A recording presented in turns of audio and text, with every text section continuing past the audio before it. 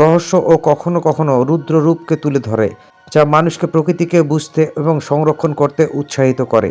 প্রাকৃতিক কাহিনী বলতে প্রকৃতি ও এর বিভিন্ন উপাদান যেমন জীবজন্তু, গাছপালা, নদী, পাহাড়, আবহাওয়া, প্রাকৃতিক ঘটনা, সূর্যোদয়, বজ্রপাত, ভূমিকম্প, সুনামি নিয়ে গড়ে ওঠা গল্প, লোককথা বা সাহিত্যকে বোঝায়, যা প্রাকৃতিক কেন্দ্র করে বা তার প্রভাব নিয়ে রচিত হয় এবং প্রকৃতির বিশালতা, সৌন্দর্য, রহস্য ও কখনো কখনো রুদ্র রূপকে তুলে ধরে, যা মানুষকে প্রকৃতিকে বুঝতে ও সংরক্ষণ করতে উৎসাহিত করে। চোখে না দেখলে বিশ্বাস করতে পারবেন না। কিছু ট্যুরিস্ট তাদের বোর্ড নিয়ে আইসবার্গের কাছাকাছি যায়, কিন্তু হঠাৎ আইসবার্গ ভেঙে পড়ে। অল্পের জন্য তারা বেঁচে যায়, আর একটু হলে তাদের মৃত্যুর হাত থেকে কেউ বাঁচাতে পারত না।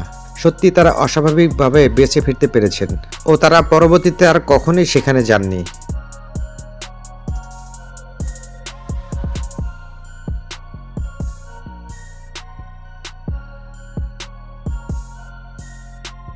মিশরের এই স্কুবিটারের ড্রাইভার মনে করেছিল খুব সহজেই সে এই খাতটি পার হতে পারবেন, কিন্তু দুর্ভাগ্যবশত স্কুবিটারটি কিছু দূর যাওয়ার পর খালের মধ্যে ভাঁজ হয়ে যেতে থাকে। পরবর্তীতে সেটি উল্টে যায়। সেই ড্রাইভারটি ভাগ্যক্রমে সেই স্কুবিটারের ভিতর থেকে বের হয়ে আসেন ও সে প্রাণে রক্ষা পান।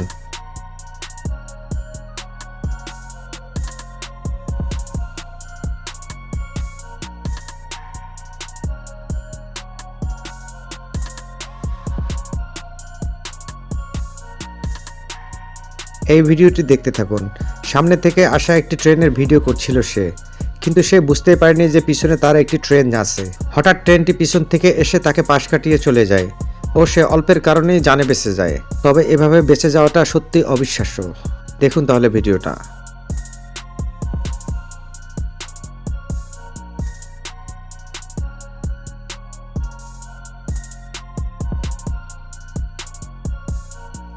এই ঘটনাটা একটি সাইকেল চালকের সাথে ঘটেছিল।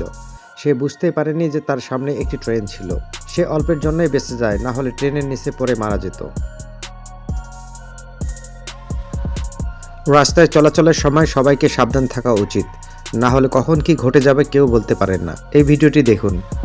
বনের ভেতর থেকে একটি জংলি মহিষ দৌড় দিয়ে রাস্তা পার হচ্ছিল, কিন্তু হঠাৎ তার সামনে একটি গাড়ি চলে আসে। ভাগ্যিসক্রমে মহিষটি ব্রেক ধরে ফেলে, না হলে কি হতো সেটা আপনারাই চিন্তা করুন। রাশিয়ান কিছু সোলজার ওনার স্যালুটের জন্য ফায়ারিং করছিল, কিন্তু হঠাৎ পিছনের একজন সোলজারের রাইফেল থেকে ফায়ার করে ফেলেন, আর ফলাফল স্বরূপ দেখেন সামনের সোলজারের মাথা থেকে ক্যাপ উড়ে যায়। একবার কল্পনা করে দেখুন, কিছুটা এদিক ওদিক হলেই সামনের সোলজারটি মারা যেত।